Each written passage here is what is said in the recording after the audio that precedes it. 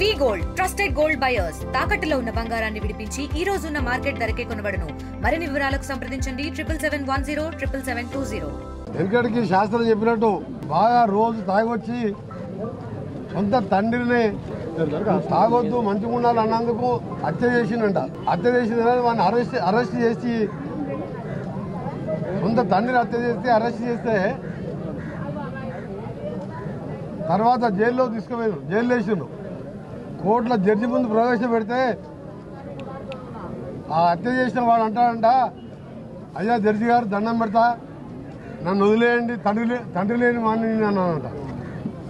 ఇది ఎందుకు ఉదాహరణ చెప్తున్నా అంటే, ఒక యువరాజు వస్తున్నంట కేటీఆర్ రేపు నల్గొండ జిల్లా నాశనం చేసి చంపేసి మా సొరంగానికి 2000 ఇవ్వమంటే కాలు పట్టకుండా దండం పెడతా అని చెప్పినా నువ్వు మీ నాయన ఇవ్వకుండా శివన్నగూడెం డిండి ప్రాజెక్ట్ అని అందులో 10,000 కోట్లు దోసుకొని పుట్టి రిజర్వాయర్ కాలువలు దోవేసి కాంట్రాక్టర్లకు దోసిపెట్టి వాళ్ళ దగ్గర కమిషన్ తీసుకొని దానికి ఎక్కడి నుంచి సోర్స్ తీసుకుంటూ తెలియకుండా 80% పూర్తయిన బ్రాహ్మణ వెలువల ప్రాజెక్టుని 200 కోట్లు ఇవ్వని అసెంబ్లీలో 100 సార్లు బతిలాడినా ఇవ్వలేదు.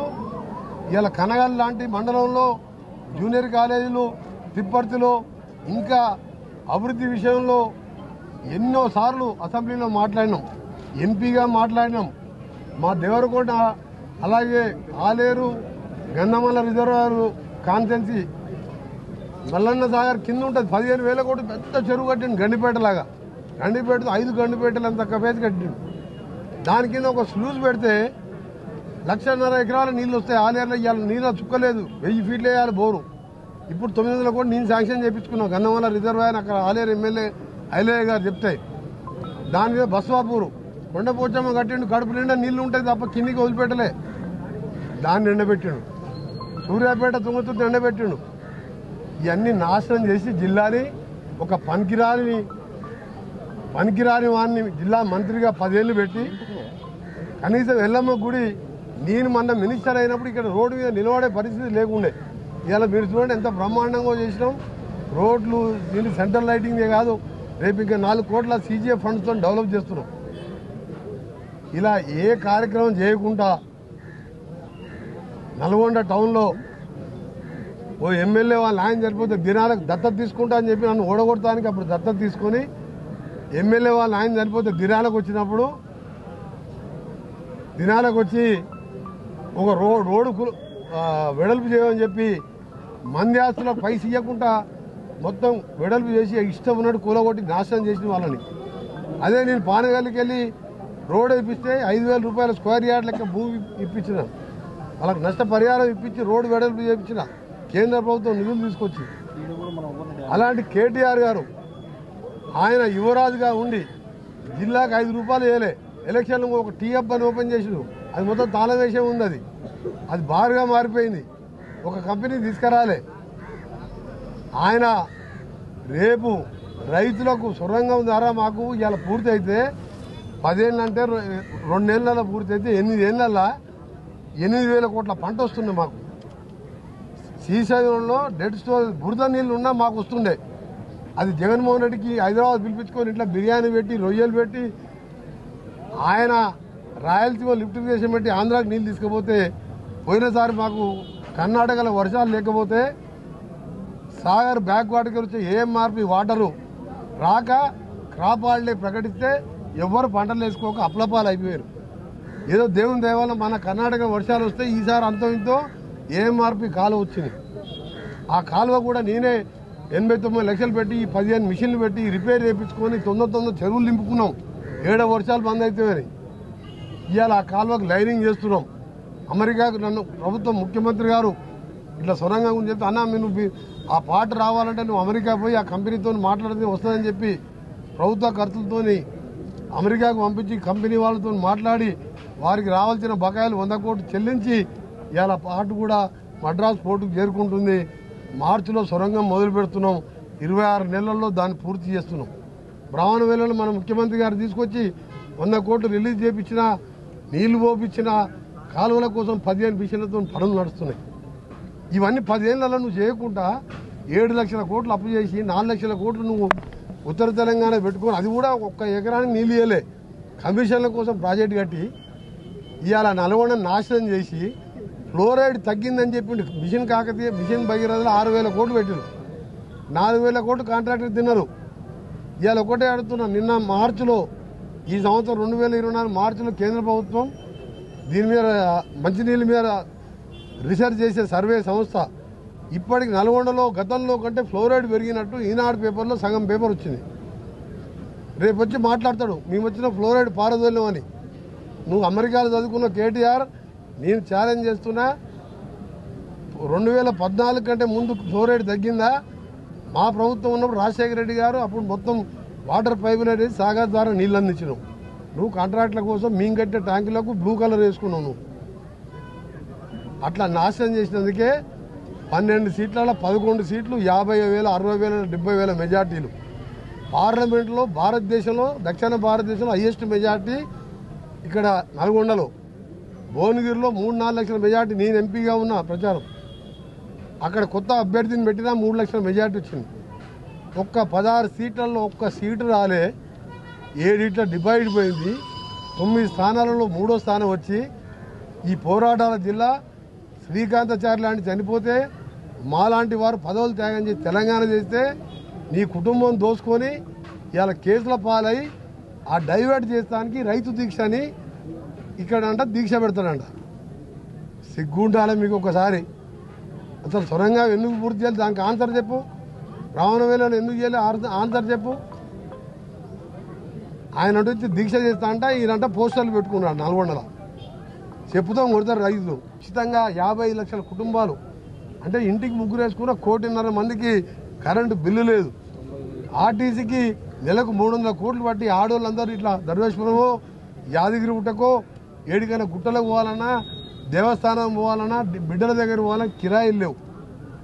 ఎన్నో కార్యక్రమాలు చేసుకుంటా ఇప్పుడిప్పుడే బయటపడదామని మా కనగాలు తిప్పర్తులు జూనియర్ కాలేజ్ తెచ్చుకున్నాం 12 కోట్లు పెట్టి. ఇవాళ సొరంగం గురించి మర్చిపోయి ఫస్ట్ నల్గొండ జిల్లా ప్రజలకు క్షమాపణ చెప్పి నువ్వు రైతు దీక్ష చేసుకో. నువ్వు మొగాల కాలు పైకి వేసి నువ్వు చేతుల మీద నడిచినా నీకు మొన్న పార్లమెంట్లో 16 సీట్లలో ఏ విధంగా గుండు చిన్నా పెట్టిందో వచ్చే అసెంబ్లీ ఎన్నికల్లో కూడా మళ్ళా గుండు చిన్నానే. నీ మోసం మాటలు.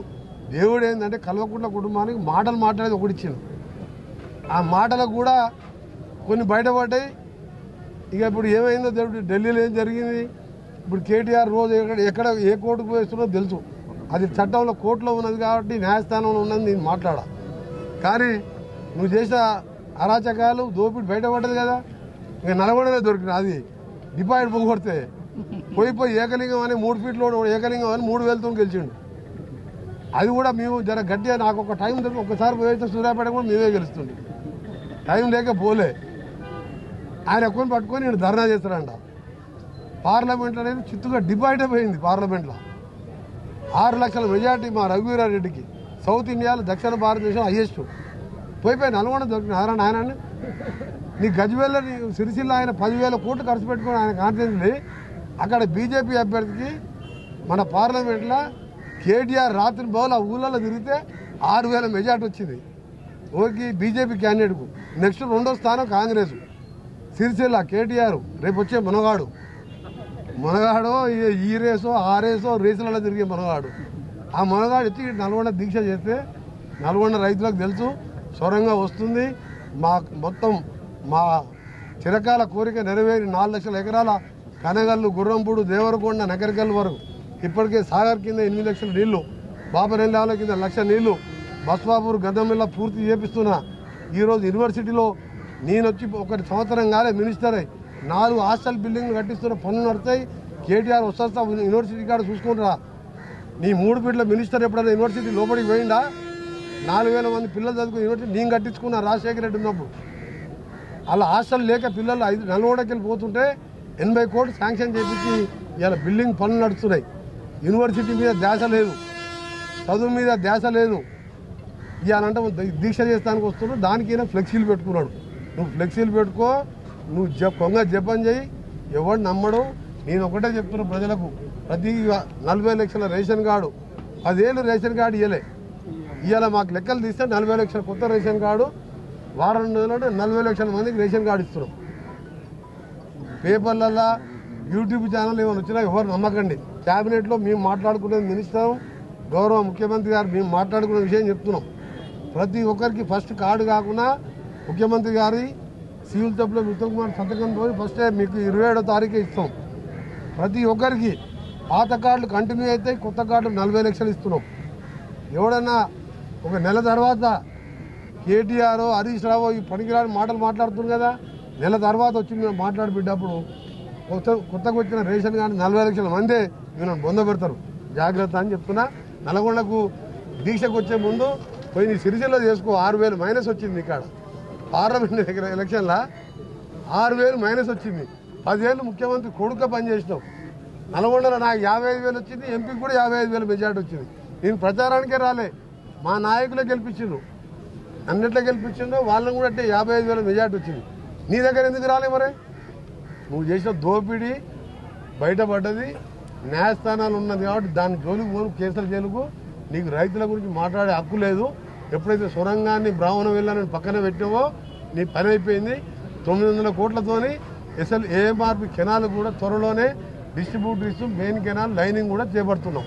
ఇంకొక విషయం, ఇవాళ పనికిరాని టీఆర్ఎస్ పార్టీ బీఆర్ఎస్ పార్టీ అంటే బొందలగడ్డ పార్టీ అన్నట్టు.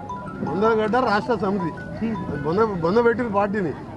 ఆ పార్టీ నాయకుడు మేము 2 రోజుల ముందు క్యాండిడేట్ డిక్లేర్ చేస్తే 70,000 మెజార్టీతో ఓడిపోయిన పనికిరాని వాళ్ళు ధర్నా చేస్తుంటే 60,000 ఫ్లైఓవర్ వస్తుంది మంత్రి గారు కట్టిస్తున్నారని.